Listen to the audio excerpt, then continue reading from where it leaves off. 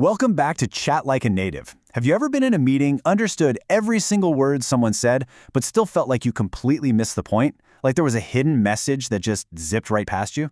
Well, you're not alone. Today we're going to pull back the curtain on the unwritten rules of English communication.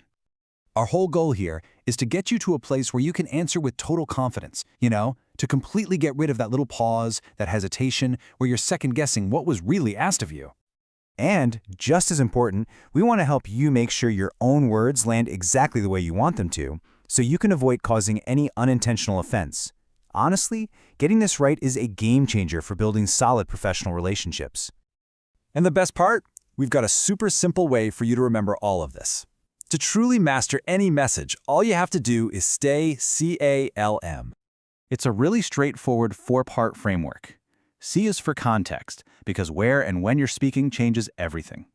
A is for adjusting your own style to fit the situation. L is for listening for those little softener words that totally change the meaning. And M is for making your own request crystal clear. You see, the biggest communication breakdowns usually aren't about vocabulary. They're about calibration. It's not about knowing the right words. It's about knowing how to dial them in for the right situation. Think of it this way. A vocabulary problem is, I don't know that word. Simple. But a calibration problem, that's, I heard every word, but I have a feeling I missed the real message. One's about the dictionary, and the other, the one that really matters, is about the situation. So how do we get better at calibrating? It all starts with understanding something called the Directness scale. In any conversation, you should ask yourself one simple question. How much of what this person means are they actually saying with their words?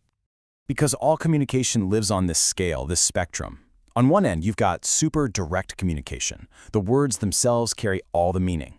It's that what you hear is what I mean vibe. But on the other end, it's indirect.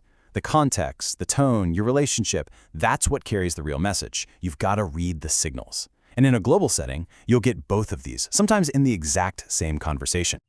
Now, to navigate all this, you need to be able to spot the little words people use to sound less direct. The best way to think about these softeners is like they're the volume controls of English. They let you dial the intensity of what you're saying up or down. And they usually fall into a few key categories. You've got your downgraders, words like a bit, slightly, or maybe. There are understatements, like saying something is not ideal.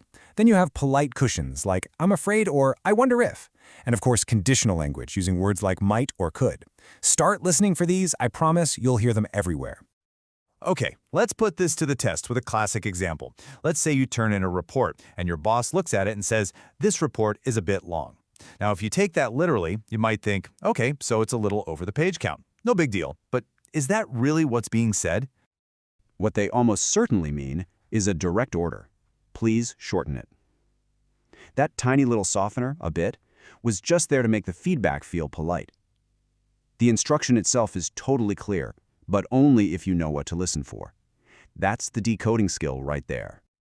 Here are a couple more. That's an interesting point can very often mean, I completely disagree with you, but I'm being polite. Or how about, we can try? That can sometimes be a polite way of saying, I have zero confidence this is going to work.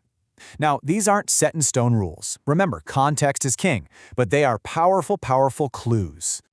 So this is great for understanding others, but what about when it's your turn to speak? How can you be clear and direct without coming across as harsh?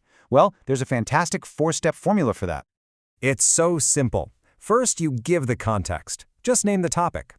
Second, you state a neutral, factual observation. Third, you explain the impact, why this thing actually matters. And finally, you make a clear ask that points to a path forward. This thing is pure gold because it keeps the feedback focused on the work, not the person. And just look at how cleanly this works. Context about the Q3 deck, observation, just a fact, it's 38 slides, impact, we may lose their main point, and the ask, please cut it to 12 slides. See? It's perfectly direct, it's actionable, and it is completely respectful. Now, the ultimate goal here isn't to decide that one style is good and the other is bad. The real power move is to become a bi-style speaker. That's someone who can switch gears between direct and indirect communication without even thinking about it, depending on the person and the situation. And here are 3 pro-level moves to help you get there. First, try to match the other person's style to build a connection. Then you can lead them toward more clarity. Second, try using what's called a dual-channel message. You know, a polite softener followed by a really clear ask. And third, if you think there's a hidden meaning, just ask a question to make that subtext visible. Let's see this in action. Imagine you have to give feedback on a draft, and your first thought is just this blunt message: this draft misses our goal. I mean, it's honest, sure, but it could also really shut someone down. So we can adjust the volume. A more balanced version might focus on the solution. To hit the goal, we need a tighter story. Let's rebuild around X, Y, and Z. Or, if you want to be more gentle, you can start with encouragement. I see a lot of potential in X. To really strengthen it, could we maybe reframe it around X, Y, and Z? Both get to the same point, but wow, do they feel different. In the end, if there's one thing to take away from all this, it's this. Directness is not the same as honesty, and being indirect is not the same as being dishonest. They're just different tools, different methods for being thoughtful and effective. The real advantage is knowing you have a choice. So, in your next conversation, which method will you choose?